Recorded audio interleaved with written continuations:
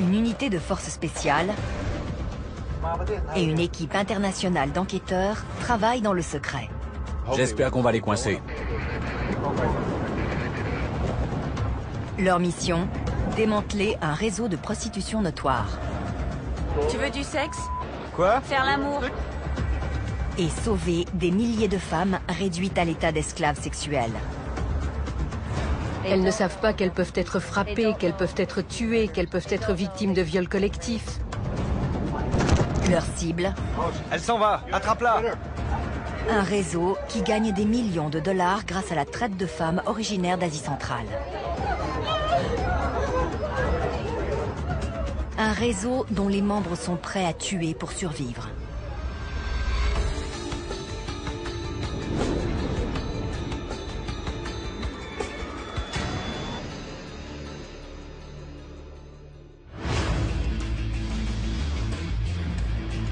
Nous sommes à Bangkok, en Thaïlande. La ville des Anges est un centre économique et le carrefour de marchandises venues des 4 coins du globe. La nuit, en revanche, Bangkok change de visage. Le sexe est l'un des marchés les plus lucratifs de la ville. Et c'est précisément pour cela qu'un grand nombre d'étrangers viennent ici. La plupart des femmes se prostituent de leur plein gré. Toutefois, il existe à Bangkok un marché du sexe bien plus sombre. Toutes les minutes, une femme ou une enfant est victime de traite à des fins d'exploitation sexuelle, dont beaucoup ici même. Steve Galster est à la tête de la fondation Freeland. C'est dans le cadre d'une opération visant des trafiquants d'animaux qu'il est arrivé à Bangkok il y a 10 ans. Aujourd'hui, il a une nouvelle cible, les réseaux de prostitution qui utilisent la Thaïlande comme plaque tournante de leur trafic. La traite sexuelle, c'est l'esclavage des temps modernes. Dès lors que vous êtes dans une situation dont vous voulez sortir, mais dont vous ne pouvez pas sortir, vous perdez votre liberté et vous êtes un esclave. Il y a environ 1,5 million d'esclaves sexuels dans le monde aujourd'hui, dont la moitié en Asie et plus particulièrement en Thaïlande. Ce sont des ressortissants ouzbeks qui dirigent l'un des réseaux les plus connus du pays. Ils attirent des femmes vivant dans des pays pauvres en leur promettant un travail légal. Puis, ils les obligent à se prostituer. Ce soir, Steve Galster a rendez-vous avec un informateur qui surveille le réseau. Il ne peut pas prendre le risque d'être suivi. À l'échelle mondiale, la traite sexuelle représente 35 milliards de dollars. Les trafiquants sont prêts à tout pour protéger leurs intérêts. Les enjeux sont élevés pour tout le monde dans cette opération. Ceux qui sont au sommet de cette chaîne ont perdu leur humanité. J'aimerais les voir derrière les barreaux. C'est pour ça que je m'implique. C'est quand même fou qu'au XXIe siècle, il existe encore des esclaves. Steve retrouve son contact près du quartier chaud. Merci d'être venu. Comme j'ai remarqué qu'il y avait beaucoup de filles ouzbèques en ce moment, je me demandais si vous aviez une idée de qui pouvait être à la tête du réseau. Je ne sais pas si c'est un homme ou une femme. Il y a beaucoup de groupes. Malgré le danger, son contact accepte de continuer à lui fournir des informations sur le réseau.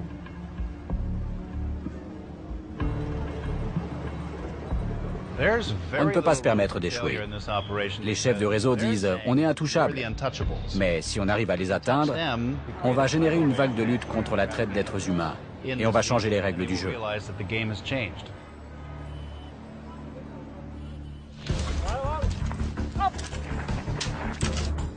Steve Galster n'est pas seul pour démanteler le réseau ouzbek. Il est secondé par les hommes d'une unité spéciale entraînée pour lutter contre le terrorisme. Je ne sais pas vraiment qui ils sont, puisqu'il s'agit d'une unité du gouvernement thaï chargée de conduire des opérations secrètes. Ils font un travail d'infiltration et essaient de faire tomber de sales individus et de puissantes organisations. Pour les aider dans leur travail, un homme qui est devenu une véritable légende pour les Thaïlandais.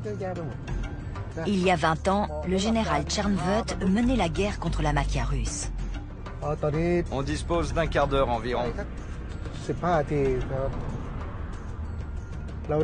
Ensuite, on mettra la cible sous surveillance. Désormais, il travaille pour le département thaïlandais de lutte contre la traite d'êtres humains afin de démanteler le réseau ouzbek. Croyez-vous que ces psychopathes devraient vivre à côté des gens ordinaires? Nous devons les éliminer. Non? Ce qu'ils font est navrant. Vous imaginez si c'était vos filles?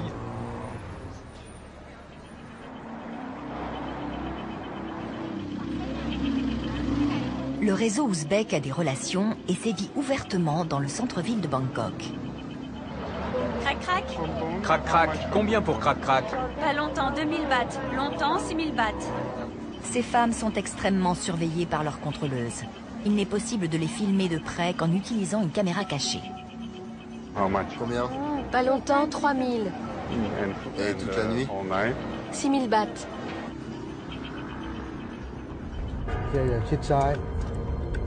Selon le général Charnvut, les trafiquants ouzbeks auraient installé leurs quartiers généraux dans l'hôtel Grace. Là, on est devant l'hôtel Grace. C'est la zone. Oui, c'est la zone. Le général pense que le réseau est installé ici. L'hôtel est fréquenté par un grand nombre de clients du Moyen-Orient.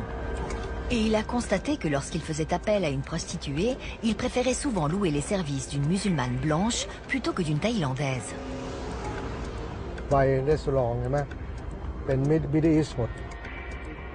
Cela fait plusieurs mois que le général et ses hommes surveillent l'hôtel Grace. Ce soir, ils sont sur une piste. Un agent infiltré a entendu parler d'une prostituée ouzbek qui a été frappée parce qu'elle ne rapportait pas assez d'argent. Il fait circuler le bruit selon lequel Steve Galster pourrait l'aider. Au bout de plusieurs jours, la jeune femme le contacte enfin. Et il la place immédiatement en lieu sûr. Son nom de code est M. Et elle est terrorisée. Les trafiquants lui ont retiré son passeport. Elle ne peut donc pas quitter la Thaïlande. S'ils apprenaient qu'elle a parlé à Steve Galster, ils pourraient s'en prendre à elle, ainsi qu'à sa famille restée en Ouzbékistan. Je ne peux pas dormir. Je ne fais que penser à mon passeport, mes photos, mon billet, ma maman et mon bébé. Afin d'aider la police à arrêter ces trafiquants, Steve Galster a mis sur pied une équipe internationale d'enquêteurs surnommée Opération Graceland. Leur première mission est de secourir M. Andkouri Kumar est officier de renseignement. C'est elle qui est chargée d'analyser toutes les informations concernant l'organisation ouzbek. Doug Peters est un ancien agent secret américain. Pendant 20 ans, il a travaillé dans l'ombre pour faire tomber quelques-uns des criminels les plus dangereux des États-Unis. Son visage m'est très familier. Natasha Ivanova est la traductrice de l'équipe. Elle parle couramment le russe et l'allemand. J'ai trop de problèmes. Je veux que ça s'arrête.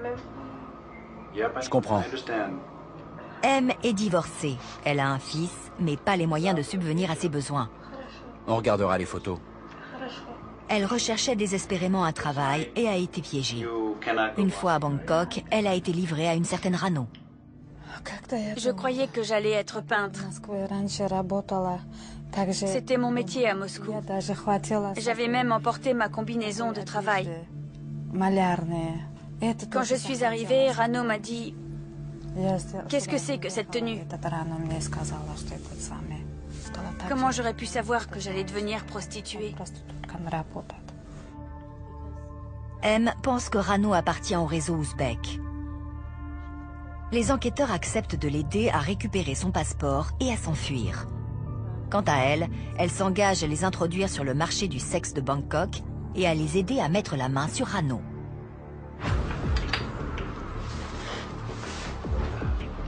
Ça ne devrait pas prendre plus d'1 heure. M sait que Rano travaille dans un nightclub connu de Bangkok. La sécurité y est stricte. Mais Doug Peters et Steve Galster pensent pouvoir y entrer avec des caméras cachées.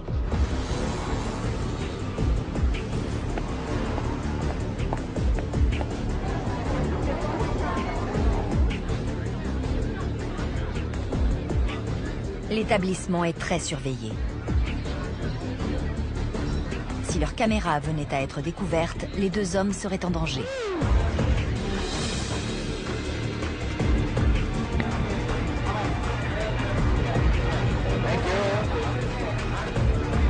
Ils doivent agir vite.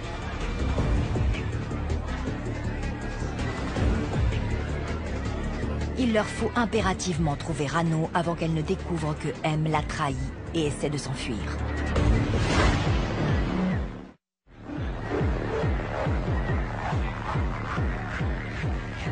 Doug Peters et Steve Galster filment avec des caméras cachées un nightclub situé à côté du quartier chaud de Bangkok.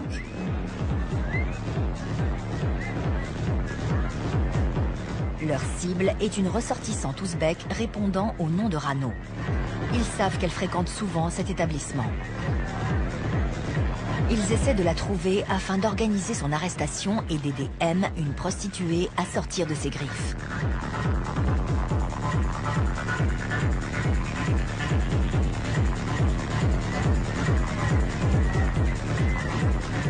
En Thaïlande, une esclave sexuelle peut rapporter jusqu'à 1 000 $ par jour à ses proxénètes et ne leur coûte quasiment rien. C'est l'activité criminelle idéale. Les filles règlent leurs propres frais, elles payent leur loyer, leur nourriture et même le droit de travailler. Les deux hommes font le tour de la boîte de nuit.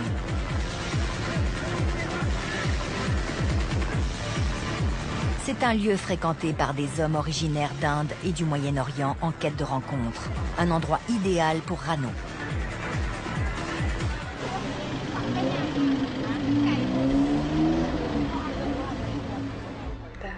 C'est une amie de Nargiza, du gang du Grèce, et une amie de Rano? Oui. À leur retour, M identifie des membres importants de l'organisation ouzbèque. Vous êtes sûr? Oui. C'est Zamira. Oui. On essaie de savoir qui sont les fantassins, qui sont les colonels et les mères maquerelles. On essaie de remonter jusqu'à Rano, qui a battu M, et lui a pris son passeport, son argent, ses photos et son billet. On essaie aussi d'établir une connexion entre elle et le gang du Grèce. Lui? Ok, le gros chauve. Ils trouvent également Rano. Ça, c'est Rano. Oui. C'est elle? Oui. Ok, on l'a. J'ai montré les images à M et elle a dit oui, c'est elle. Donc maintenant, on va les montrer à la police, retourner au nightclub et arrêter Rano.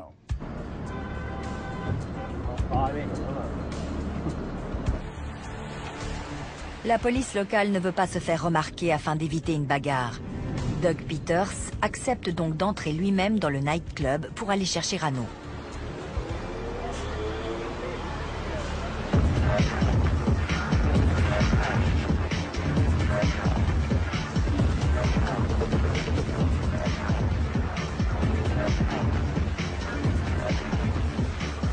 Il finit par la repérer au fond du bar. Là! Là, c'est elle!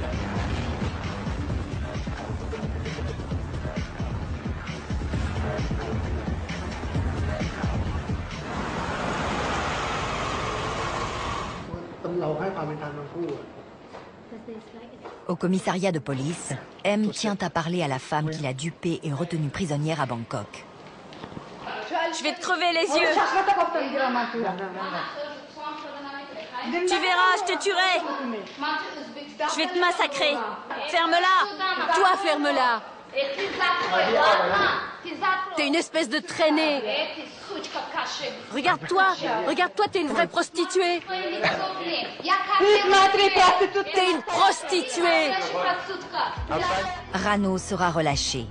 La police n'a pas suffisamment de preuves pour l'inculper. Pour M, en revanche, l'opération est une réussite. Au moins ce soir, on a eu un rapport de police. On va pouvoir lui obtenir un passeport temporaire, un peu d'argent pour qu'elle rentre dans son pays.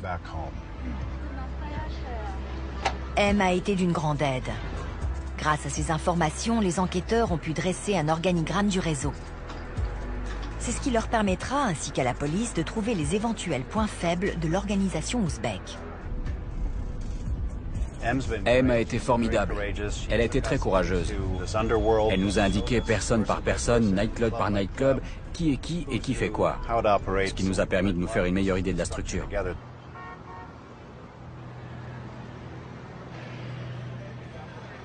Si M a eu la chance de pouvoir s'enfuir, sur les trottoirs de Bangkok, un grand nombre de femmes sont toujours prises au piège.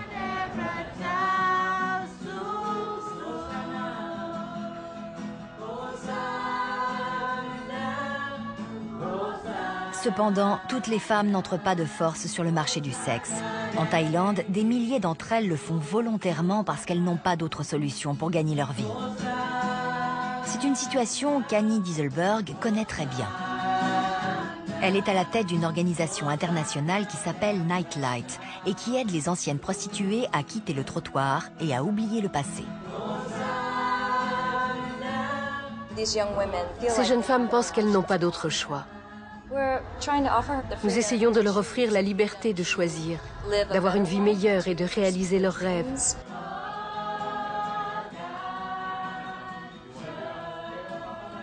C'est également ce qu'Annie voudrait offrir aux esclaves sexuels du réseau ouzbek.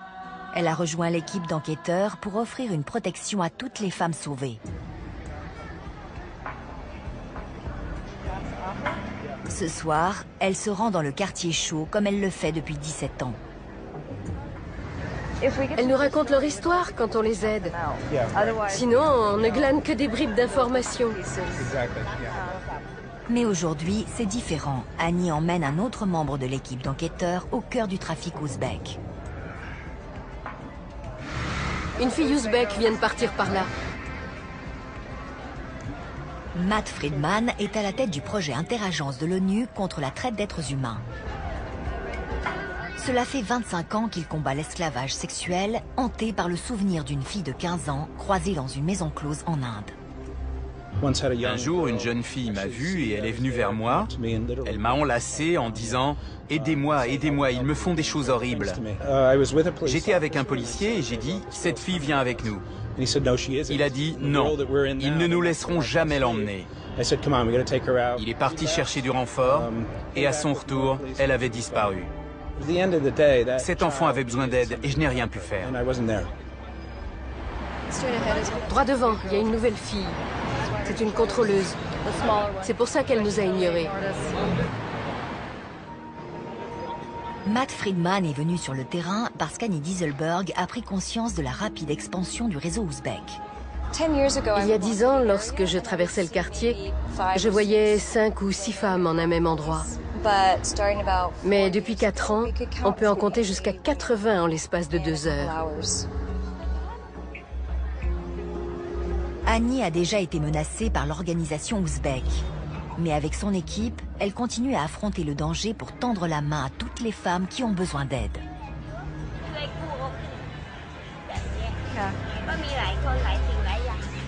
Et ce soir, une rumeur parvient jusqu'à elle. Une jeune femme ouzbek serait en train d'essayer d'échapper à ses proxénètes. Matt Friedman accepte d'utiliser ses contacts pour tenter de la retrouver. Le travail de l'équipe d'enquêteurs va peut-être enfin être récompensé.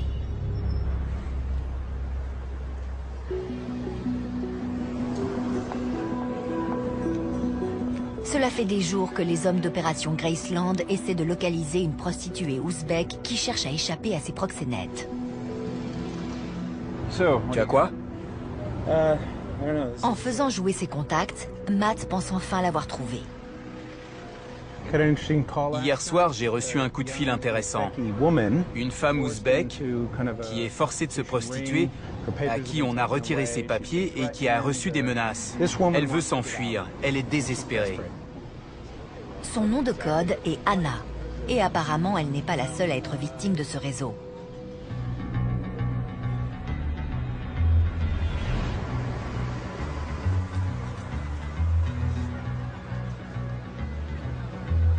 L'équipe d'enquêteurs est prévenue et un message est envoyé à Anna. Le plan est très simple. Steve Galster va s'assurer qu'Anna est bien dans la rue. Ensuite, un de ses collègues se fera passer pour un client et la fera monter dans sa voiture pour l'emmener en lieu sûr.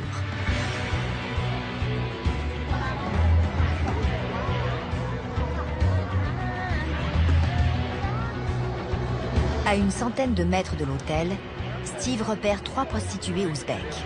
Bonsoir. Parmi elles se trouve Anna, sous l'œil vigilant de sa contrôleuse. Tu veux du sexe? C'est combien? 1500 bahts. Combien de temps? 1 heure. Dans un hôtel? Après s'être assuré qu'Anna était libre, Steve Galster fait intervenir son faux client. Bonsoir, tu parles anglais? Oui. 2 ou 3 heures, 5000 bahts, ok? Tu veux venir avec moi? 3 heures? Je dois demander au patron. Elle veut parler au patron pour voir si elle peut partir 3 heures pour 5000. Ok.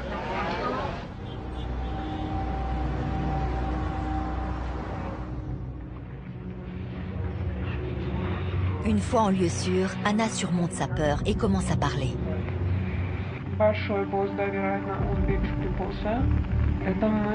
Elle confirme qu'elle est aux mains des proxénètes ouzbeks. Ils viennent d'Ouzbékistan, mais aussi de Moscou. Et ils sont aussi en Turquie. Cette mafia est partout. C'est ce réseau qui a attiré Anna en Thaïlande. Après avoir appris qu'elle avait récemment divorcé et qu'elle avait un bébé, un recruteur lui a proposé un travail d'escort girl à Bangkok. Ne parvenant pas à subvenir à ses besoins, Anna a accepté. Je me disais qu'une fois ici, si ça ne me plaisait pas, je pourrais toujours repartir. Mais quand j'ai voulu repartir, elle m'a dit que je devais travailler. Elles ne savent pas qu'elles seront enfermées dans la journée, qu'elles ne pourront pas dire non aux services sexuels qu'on exigera d'elles. Elles ne savent pas qu'elles peuvent être frappées, qu'elles peuvent être tuées, qu'elles peuvent être victimes de viols collectifs. Elles ne savent pas dans quoi elles mettent les pieds. Anna a été piégée. Bien qu'elle soit venue à Bangkok de son plein gré, au regard des lois internationales, en perdant sa liberté, elle est devenue une victime de la traite d'êtres humains. Ça m'attriste énormément. J'ai appris qu'Anna avait une petite vidéo de son bébé sur son téléphone. Elle la regardait pour ne pas perdre espoir et se dire qu'il fallait qu'elle rentre au pays.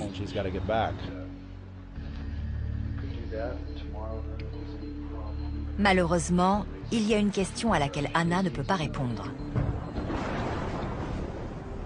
Elle ne sait pas à quel endroit les Ouzbeks la séquestrent. L'équipe doit le découvrir, rapidement.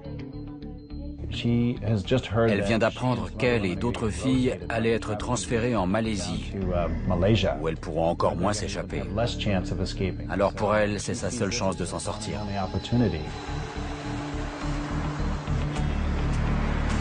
Pour localiser la planque ouzbèque, tous les enquêteurs sollicitent leurs contacts. Ils découvrent 6 pistes. La principale les mène à un immeuble situé non loin de l'hôtel Grace. Le département de lutte contre le trafic d'êtres humains met en place une surveillance. L'enquête doit progresser. Les Ouzbeks n'agissent pas seuls. Derrière eux, de mystérieux individus originaires du Moyen-Orient pourraient être impliqués dans un trafic bien plus important que celui du sexe. Certaines mères maquerelles, certaines contrôleuses qui ont été engagées pour surveiller ces femmes, ont souvent des petits amis iraniens qui, selon nos sources, se livrent à du trafic d'ice, de méthamphétamine, et allez savoir quoi d'autre.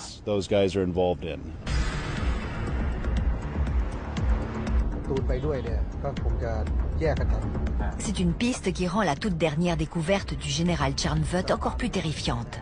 L'organisation ouzbèque s'est développée. Ils ne travaillent pas seulement à Bangkok. Ils ont étendu leur réseau. Ils envoient aussi des femmes travailler à Pattaya. Pattaya est un autre haut lieu du tourisme sexuel. C'est aussi la prochaine cible du général.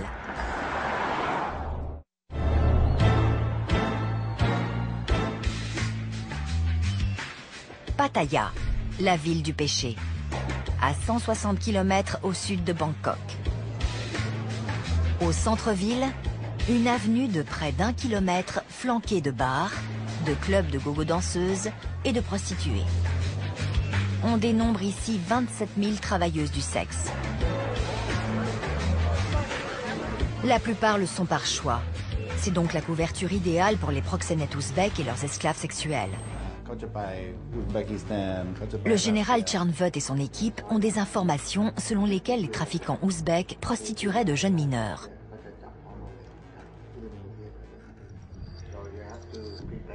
Ils vont donc leur tendre un piège pour les prendre en flagrant délit.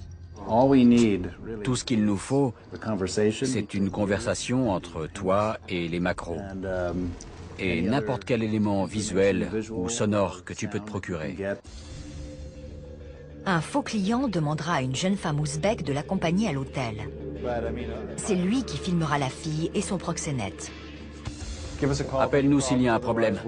Sinon, on te regardera de loin et on attendra que tu aies fini.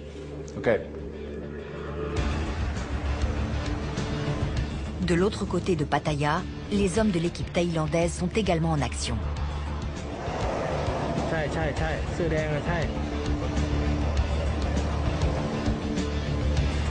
Ils surveillent un hôtel proche de l'artère principale de la ville.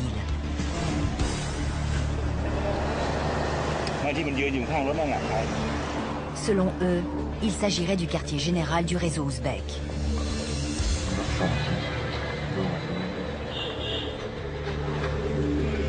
Ils ont découvert que c'est à partir de là que les proxénètes transfèrent les femmes dans différents hôtels de la ville.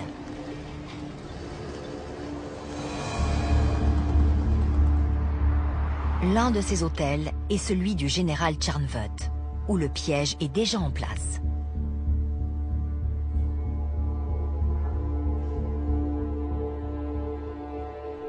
Les voilà. Ouais.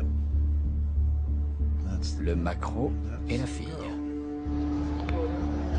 Bonjour. C'est elle? Ouais. 1500 bahts? Ouais. Je paye ici? Ouais. Le faux client filme immédiatement le proxénète. Il s'agit du même homme qui apparaissait sur les vidéos de l'unité spéciale.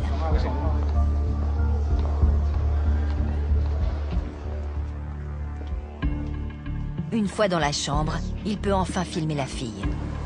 Vous êtes d'où? Inde. Non, vous n'êtes pas indienne. Une fois sa mission accomplie, le faux client dit à la fille qu'il a changé d'avis. Tenez, un pourboire. Ok, merci. Il lui donne quelques billets de plus et la renvoie. Pendant ce temps, près du QG des Ouzbeks, les hommes de l'unité spéciale ont identifié l'homme chargé de livrer les filles. Il s'agit d'un intermédiaire thaïlandais qu'ils baptisent M1.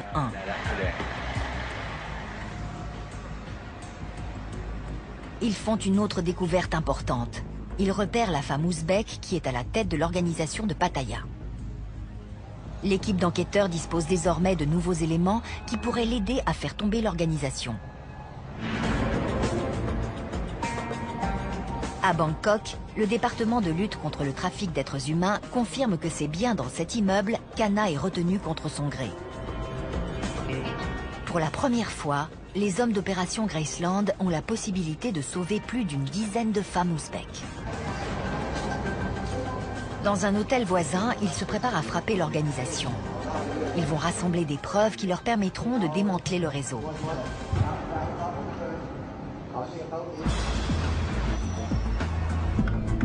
Le coup d'envoi a été donné. Les hommes du département de lutte contre le trafic d'êtres humains sont en route vers la cage des prostituées ouzbèques. Anna est déjà en lieu sûr. Les policiers craignaient que le réseau ne l'expédie en Malaisie. Un faux client l'a donc secouru. Elle s'en va. Attrape-la. Les proxénètes sont totalement pris au dépourvu par l'assaut.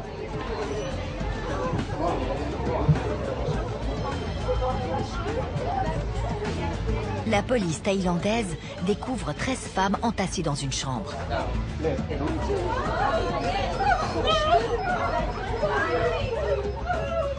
Ils ne vont pas lui faire de mal. Elle est si jeune. Les policiers thaïlandais ont libéré les femmes. Les hommes du département de lutte contre la traite d'êtres humains ont tenté d'établir qui était là volontairement, qui ne l'était pas. Profitant du chaos, une femme essaie de passer un coup de téléphone. J'ai un bébé, j'ai un mari, j'ai des enfants. Je peux appeler? Les policiers refusent. Mais les contrôleuses font taire les femmes en les menaçant en ouzbek. Vous comprenez ce qu'il faut dire? Vous direz que vous travaillez à votre compte.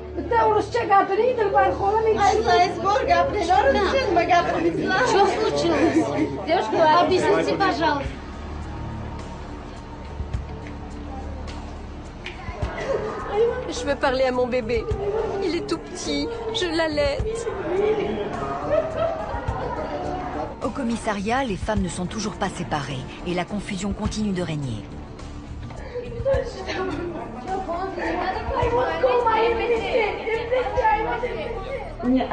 Je suis arrivée toute seule. Les femmes s'en tiennent à leur histoire. Beaucoup ont trop peur des proxénètes pour reconnaître qu'elles ont été piégées.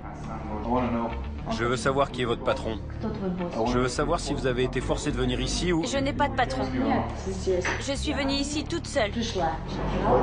Que faites-vous à l'hôtel Grasse? Ce que je fais, je vous l'ai dit, je travaille. Toutefois, les policiers finissent par obtenir la confirmation qu'elles font bien partie d'un réseau de prostitution. Je travaille. Vous ne comprenez pas? Qui se prostitue? On est des prostituées. Je suis une prostituée. Je vous dis la vérité, je suis venue ici. Pourquoi je mentirais? Finalement, au bout de 10 heures d'interrogatoire, 2 femmes que nous appellerons N et D avouent avoir été obligées de se prostituer. Elles acceptent de donner le nom de leur mère maquerelle ouzbek. Elles identifient une femme. Son nom de code est Chalo. C'est elle qui a essayé de téléphoner toute la nuit. N et D ne sont sans doute pas les seuls à se prostituer contre leur gré. Mais ce sont les seuls qui ont demandé de l'aide. Annie Dieselberg accepte de les placer dans un foyer privé pour les protéger contre le réseau de trafiquants. Les représailles contre N et D ne tardent pas à venir.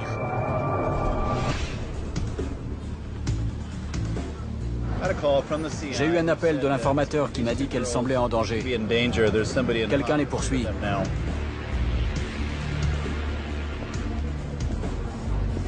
Les 2 femmes représentent une menace pour les proxénètes ouzbeks. Si elles témoignaient, elles pourraient faire tomber le réseau. J'ai entendu dire qu'un homme arabe recherchait 2 filles ouzbèques. Elles sont en danger parce qu'il essaie de savoir où elles sont.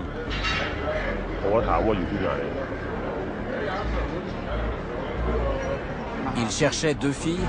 Oui. Ok. Si vous le revoyez, vous pourrez essayer de le prendre en photo ou d'avoir son nom pour moi? Eh bien, je ferai de mon mieux, mais je pense qu'il sera sur ses gardes.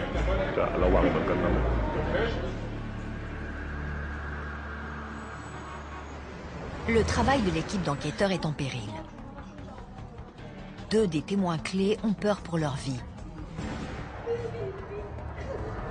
Si elles refusent de témoigner, Chalo pourrait être relâché. Les 6 mois de travail des hommes d'opération Graceland risquent d'être réduits à néant.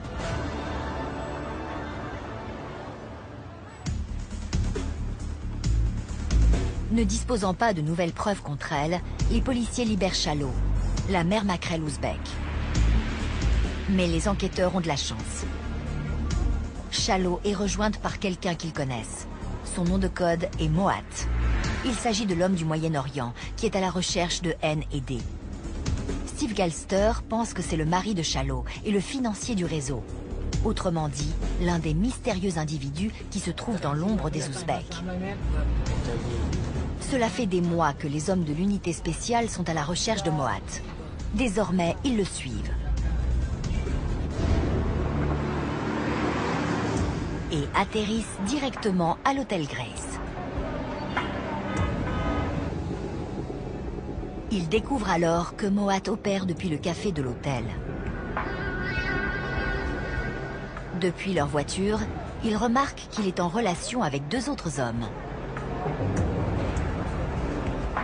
Afin d'en savoir plus sur leur rôle dans le réseau, ils placent ces derniers sous haute surveillance.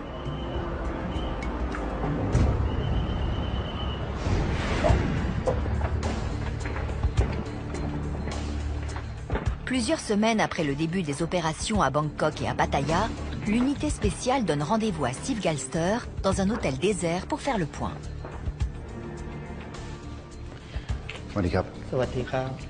Même lui n'a pas le droit de voir leur visage.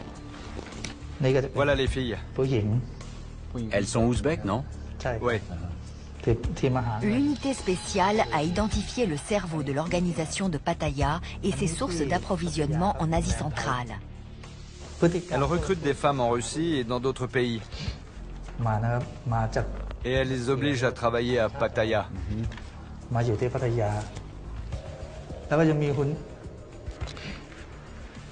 Et c'est X qui gère toutes ces femmes. Steve visionne également des images des caméras de surveillance de Bangkok. C'est le Grace, c'est ça? Il reconnaît les 2 hommes liés à Moat et au réseau ouzbek. D'après notre équipe de surveillance, ce sont eux qui dirigent les femmes.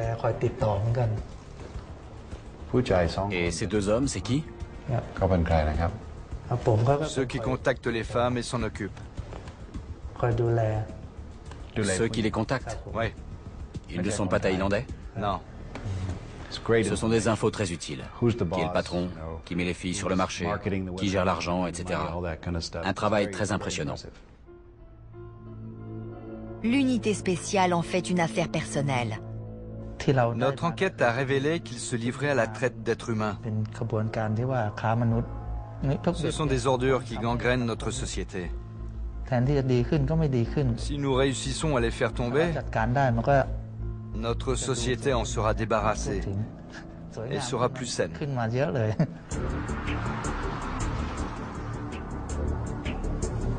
À Bangkok, Shallow est de nouveau convoqué au tribunal. N&D s'y présente pour la première fois. Les 2 femmes sont extrêmement tendues. Face aux menaces de mort proférées contre elles par le réseau ouzbek, N&D se sont rétractés. C'est une mauvaise journée pour l'affaire Shallow, parce que les 2 personnes qui devaient témoigner contre elle ont complètement changé leur version des faits et ont fait un faux témoignage.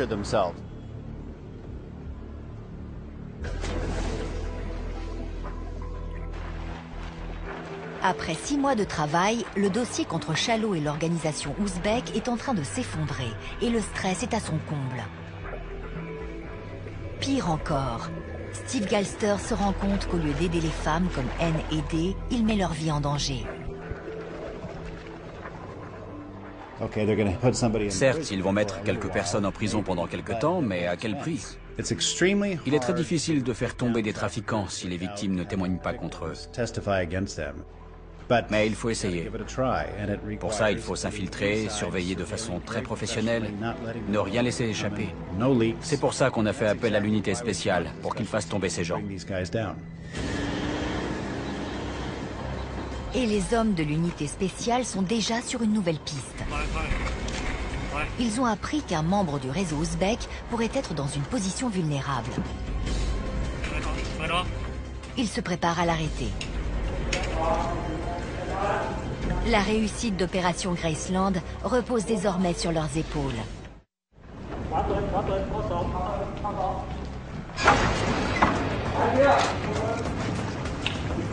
Sur une base secrète, les hommes de l'unité spéciale se préparent pour une arrestation. La chance a de nouveau souri aux enquêteurs d'opération Graceland. Ils ont obtenu de nouveaux éléments qui devraient permettre l'arrestation d'un trafiquant ouzbek. On entre dans notre 23e heure. C'est la dernière phase. On se prépare à faire tomber les trafiquants d'êtres humains qui sont derrière l'organisation ouzbek. L'unité spéciale prépare une frappe chirurgicale. La cible est l'un des gros bonnets thaïlandais de l'organisation. Ça, c'est M7. On l'a suivi. L'homme est extrêmement dangereux et l'unité d'intervention ne peut rien laisser au hasard. On aura des tireurs d'élite en renfort. Si jamais les choses tournent mal, ils nous donneront un coup de main. Les 20 hommes de l'unité d'intervention arracheront M7 à sa voiture et utiliseront la menace de la prison pour le faire parler. Ils vont l'amener à donner des infos qui leur permettront de remonter jusqu'au sommet de l'organisation. C'est ce qui est le plus difficile, mais c'est ce qu'ils doivent faire.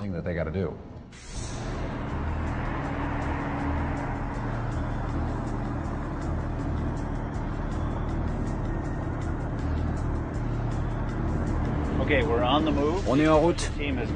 L'unité d'intervention a été prévenue qu'un trafiquant avait été identifié et localisé. Elle va maintenant procéder à son arrestation.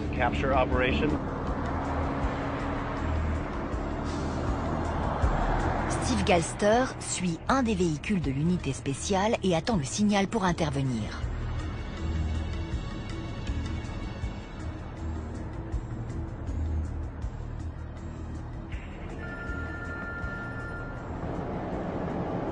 Oui.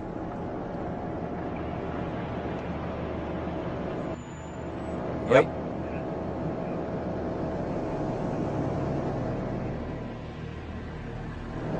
D'accord, ça marche. Ok. Ils disent de faire encore 500 à 700 mètres, puis de prendre à gauche. Ensuite, faudra ralentir, parce que les tireurs d'élite sont en place. Voilà, c'est là. L'arrestation est imminente. Non loin de la route, Steve remarque 2 véhicules.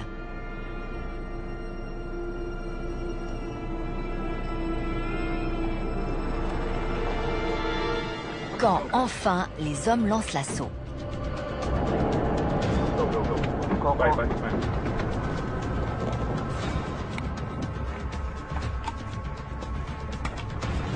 Ils arrêtent M7 et un autre membre du réseau.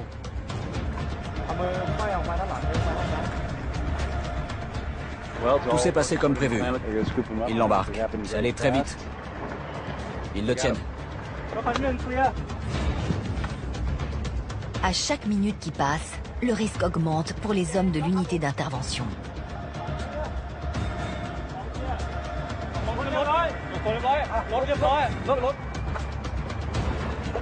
Mais très vite, ils ont terminé. Ils emmènent les trafiquants. L'opération est un succès.